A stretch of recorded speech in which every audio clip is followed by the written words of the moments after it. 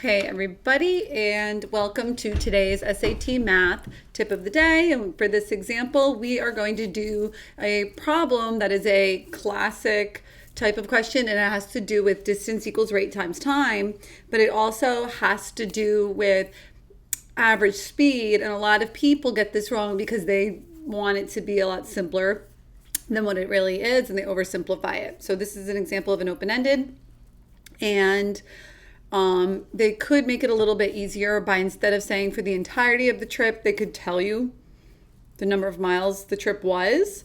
But I'm thinking we could jazz it up and make it a little bit more challenging. So let's get into it. Let's see how quickly we can do this problem. A Tesla traveled 10 miles at an average speed of 20 miles per hour. And then stop right there.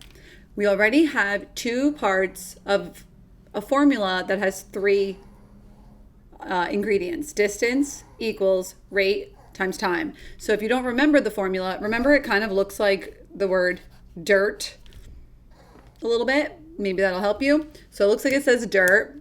Obviously, distance equals rate times time. There we go. So I am going to plug in what I have so far, find that third component, and then I'll keep reading. 10 miles. What place do we plug 10 miles in? Distance, rate, or time? That's going to be a distance. Miles is a distance. At an average speed of 20 miles per hour, feet per second, bananas per banana split. Something per something, that's a rate, okay? Coupons per order, I don't know, whatever it is, that's a rate, okay? A rate at which something's happening. So that 20 miles per hour can go right there, and that means we could solve for time. Since it's miles per hour, if we solve for time, the time will be in hours. So I'm going to divide both sides by 20 to get time alone, and that gets us that time equals 10 over 20 or 1 over 2. What does that mean, 1 over 2? It's a half an hour. It's 30 minutes, but don't change it to 30 minutes. Leave it as 1/2 because we're doing the problem with miles and with hours.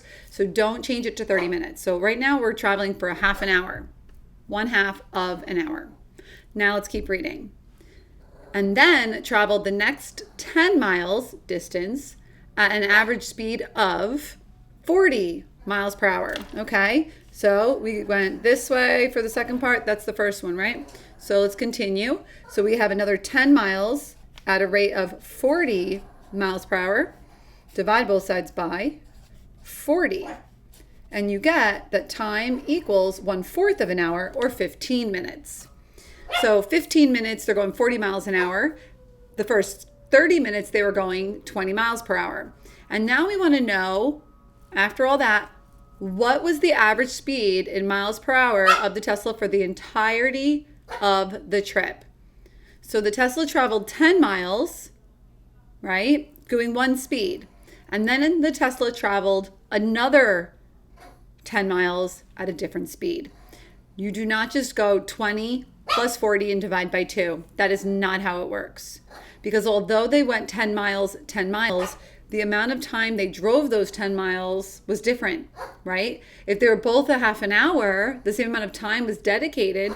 Well, for the entirety of the trip, sure, it's going to be a split down the middle like that. So what are we going to do? We're going to make a jumbo formula now, okay? So now, what's the total distance of the trip? Totals, okay? So total. First part, second part. Total distance was 20 miles, because 10 miles and 10 miles, right? Equals, I'm looking for the rate of the entire trip, times time. Now, how long did the entire trip take me? If you want to do it in your head a little faster, 1/2 an hour, 1/4 of an hour, 30 minutes, 45 minutes, and 15 makes 45 minutes, and that's 3/4 of an hour. To do it a little longer, you would add 1/2 and 1/4. You need a common denominator, so 1/2 becomes 2/4. Sorry, my dog is mad at me right now. 2/4, right? Plus then 1/4. And when you add fractions, you leave the denominator alone, so you'll get the 3/4, right? Again, I made more room and then I squished it down there. Okay, so I'm filling in the rate, 3/4. You can put parentheses, you put a dot, do whatever you want. Rate can go in the numerator or it could say right there. How do I get r alone? I mean, if you want to say, oh, divide by 3/4, you could do that if you feel like, I don't know, doing that.